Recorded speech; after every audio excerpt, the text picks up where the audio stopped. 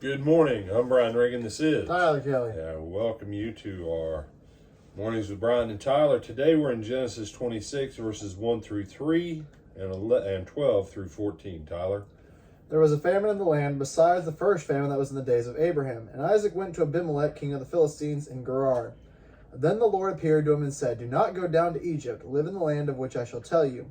Dwell in this land, and I will be with you and bless you. For to you and your descendants I give all these lands, and I will perform the oath which I swore to Abraham your father." And then you said 12 through 14. 12 through 14. Then Isaac sowed in that land and reaped in the same year 100-fold, and the Lord blessed him. The man began to prosper and continued prospering until he became very prosperous. For he had possessions of flocks and possessions of herds and a great number of servants. So the Philistines envied him. I'm going ahead and read 16. 15, 16? No, just 16. Oh, okay. And Abimelech said to Isaac, "Go away from us, for you are much mightier than we." All right. So I want you to take that. Now go back and we'll pick up Genesis 25, 1 through 6. Abraham again took a wife, and her name was Keturah, and she bore to him Zimram, Jokshan, Medan, Midian, Ishbak, Shua. Jokshan begat Sheba and Dedan, and the sons of Dedan were Ashurim, Letushim, and Leumim. And the sons of Midian were Epher, Hanok, Abida, and Eldah. All these were the children of Keturah. And Abraham gave all that he had to Isaac. But Abraham gave gifts to the sons of the concubines which Abraham had. While he was still living, he sent them eastward, away from Isaac his son, to the country of the east. So Abraham, we already know, was extremely wealthy. He gave blessing and gifts, and he took care of Ishmael. He took care of these, but the bulk of his estate went to Isaac. So Isaac is already in a good situation when chapter 26 opens. But then what was it the Lord said in verse 3? "Dwell in this land, and I will be with you and bless you." The blessing came in the now. Now, to you and your descendants I give all these lands, and will perform the oath which I swore. Now, what is it saying? The land oath promise is something that's still future. But the blessing is for Isaac now. Well, how much blessing did he get? So Isaac sowed in that land and reaped in that same year 100-fold, and the Lord blessed him. When you get 100-fold return, that's a blessing. The man began to prosper, continued prospering. So he was already wealthy. He sowed, had 100-fold. The 100-fold is what started his prospering. Then he continued prospering even more until he became very prosperous. You know what? That's all spiritual prosperity. No, it's not. Because 16, Abimelech, leave, go away. You have way more stuff than we do. Dude, we can't go toe-to-toe with you. I mean, that's like a billionaire moving to a county, and the billionaire is worth more than everybody in the county and everything in the county. And they're like, "Would you just please go? We don't like you here." You say, who would do that? People do that kind of stuff all the time. Okay? They're like, "Get out, we don't want you here." Run them out of town. You say, but they have wealth, they have power. Right, but sometimes you have to decide, do you really want to fight? And back then, fighting meant actual fighting. It didn't mean two attorneys jockeying it out for 20 years in court. It was, Isaac, you can leave. Or me and everyone around me will probably come to war against you and your people. So Isaac's like, fine, whatever, I'll go. But what? He stayed in the land until he was blessed.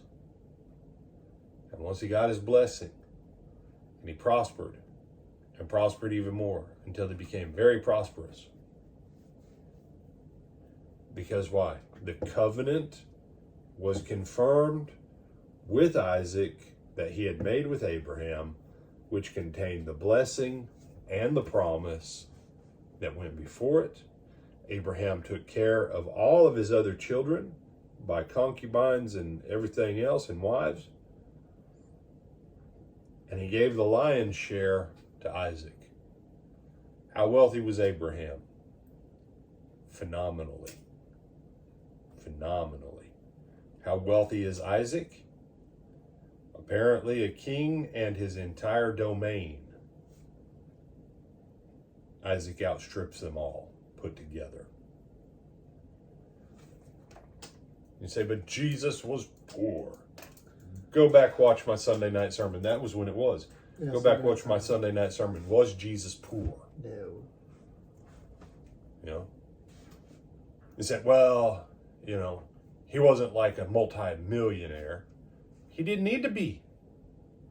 He was only going to be here doing ministry 3.5 years, and then he was out. But he was well provided for his first 30 years. His ministry was not poor. He was only here for 3.5 years. If you know you've only got to be here 3.5 years, that's different than if you have to do 60 more years of ministry. Okay, your needs are a little different. You say, what? I'm sure if Jesus would have had 65 years of ministry ahead of him, it would have looked a little different. Mm-hmm. But he had 3.5 years. He was on a different time frame. But no one, it's a whole different conversation, but simple fact is, show me one faithful Jew that reads the Old Testament and says it's God's desire for his children to be in poverty and suffer lack all the time. No. Because the blessing of Abraham, we've already seen. It comes with being blessed in the areas in which you do your work. So if you're not blessed in the areas in which you work, either you're not in line with God's will, or you've been denying God's blessing in your life. And some of you, for some of you, it'll mean money. Some of you, for me, it means an abundance of souls coming into the kingdom and blessings being poured upon me through multiple avenues, not just financial. For some people, it's purely finances. For some people, blessings look different. Isaac's blessing came how? By sowing and reaping 100-fold in 1 year. Abraham's initial blessing came because the Pharaoh bestowed a ton of gifts on him and then said, dude, have a good day, hit the road, and keep everything I gave you. I'm not narrowing how God can bless. I'm telling you, God blesses what you're working in ways that are greater than you. Other thoughts, my brother? No, sir. All right, with that, we hope to see you back tonight at, what? 7 o'clock. 7 o'clock. Where, Tyler? Lady Butler Church of Christ in Lake Butler, Florida, either in person or on our live stream. All right. Till then, have a great day. And have a great day when you get here. Exactly.